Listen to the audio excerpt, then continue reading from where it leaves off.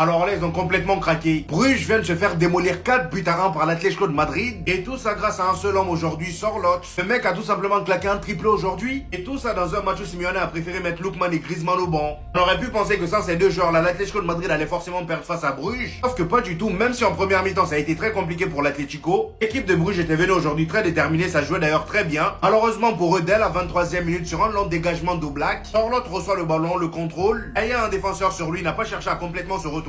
Il s'est juste un peu décalé sur la droite pour enchaîner avec un tir du pied gauche. Malheureusement pour Bruges, Mignolet fait une très grosse erreur de main, but. Après ça, juste avant la mi-temps, sur un corner, ils réussissent à égaliser. Comme au match aller, but d'Ordonez.